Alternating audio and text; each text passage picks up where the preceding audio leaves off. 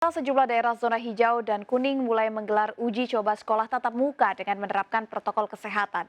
Meski demikian, tak sedikit kepala daerah yang akhirnya membatalkan rencana tersebut karena lonjakan kasus COVID-19 di wilayah mereka.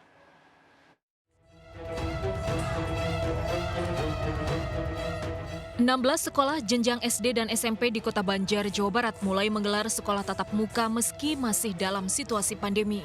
Meski mengaku was-was, Wali Kota Banjar mengizinkan pembelajaran tatap muka dan meminta orang tua siswa dan guru menjadi penggerak dalam penerapan protokol kesehatan, seperti mencuci tangan dan selalu menjaga jarak. Selain di Kota Banjar, puluhan wilayah di zona hijau dan kuning juga mulai menggelar uji coba sekolah tatap muka. Salah satunya SMA 1 Pontianak yang kini menggelar proses belajar tatap muka secara terbatas, yaitu dengan pengurangan jumlah siswa dan jam belajar. Sesuai dengan revisi surat keputusan 4 menteri yang diterbitkan 7 Agustus lalu, wilayah zona kuning kini boleh menggelar sekolah tatap muka.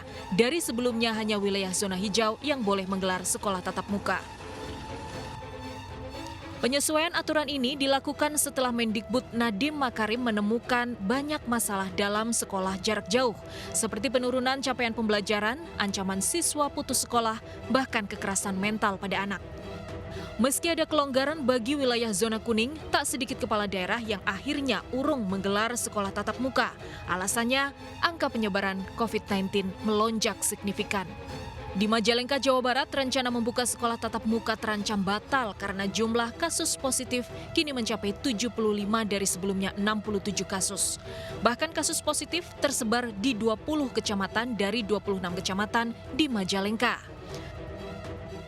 Kenaikan kasus konfirmasi COVID-19 yang sangat signifikan di Majalengka itu harus betul-betul kita pertimbangkan bisa matang-matangnya.